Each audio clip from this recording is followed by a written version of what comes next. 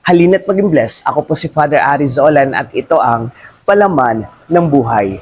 Hashtag Share Ko Lang Edition.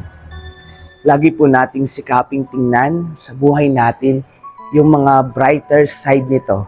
Huwag sana nating ituon ang ating pansin sa mga masasamang bagay at mga negatibong pakiramdam. Sapagkat tiyak kapag itinoon natin ang ating pansin sa mga negatibong bagay, negatibong pakiramdam, madadala din tayo nito hanggang sa makita na lamang natin na tayo ay napapanghinaan na ng loob, nawawalan na tayo ng pag-asa at tinatamad na tayo mabuhay sa mundong ito.